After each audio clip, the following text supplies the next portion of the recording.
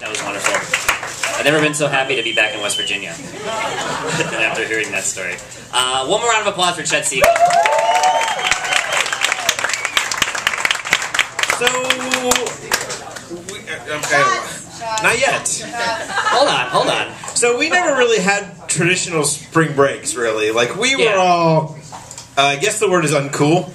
Yeah, that is not the word. Not really. Like, cool in a non-spring break. I was working at an internet company during my college spring breaks. I was an employee for Meetup.com, which was actually a super fun job, but I spent all of my time, people would write in and be like, we want to have a meetup about this thing, and I would be like, oh, I don't know if enough people are interested in that. And if people were, I would then like thoroughly research it on the internet and then email leaders in that community. One of my success stories was Juggalo meetups. I am a fucking expert in Juggalo culture. A ton of Juggalos emailed me asking for Juggalo meetups. I said, great. Then I learned all about Juggalo culture, emailed the people who ran the most important Juggalo networking sites, of which there are several, put together a site. They were all very happy with it, and then I got a bunch of emails that were like, you know, it seems like you know a lot about this. Are you a Juggalette?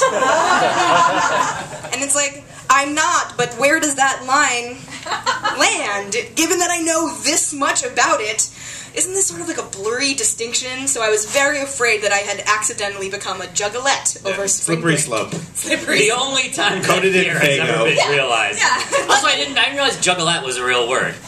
As real as anything else. Yes, sure. Of the Juggalo culture.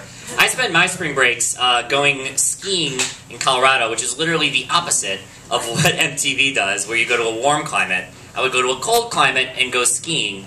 I had a great time, though. Like, I don't have any regrets, really. There was this one time, which was kind of strange, where I was sitting at the table. We were eating lunch between, like, runs on the, you know, the greens, the really, really easy ones. And I was, like, kicking my friend's leg by accident, and I apologized to him. And he was like, oh, I thought I was kicking your leg. And I said, oh, we must just be kicking the table. And then he was like, no, that really feels like a leg. And we looked under the table, and there was a fake leg underneath the table with a ski attached to it. Which raises... To say it raises so many questions is insulting to the phrase, it raises so many questions. Did this person remove the leg, eat lunch, go on the mountain, and then, whoops! What am I forgetting? My poles? Nope. One of my two ski legs. Were they like, fuck it, I'm going rogue, and just leave it there? It's dangerous skiing. It's dangerous skiing. That was probably the most memorable thing that happened to me. I went on alternative spring breaks for 50% of my college career. Did anybody else do this? Alternative spring break? That's the thing, right? Like, we like helped places. And I went to one my senior year, which my girlfriend at the time and I were going together, and my grandfather died a day before the trip started, and she told me that she wasn't going if I didn't go, and to not go to the funeral, and I was ruining her spring break if I didn't go. And I went on spring break, and my family has never addressed this since, and they still don't like me for that. Oh my God, Steve. The end. Spring break! She must have been really special. Yep. Steve, I think you need a shot. I think you need a shot of Cuervo.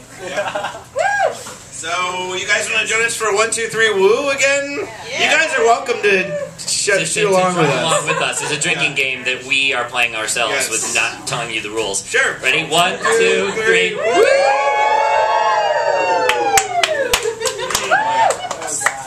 I'm tasting the rainbow. Tasting the rainbow. Are you guys ready for your next performance?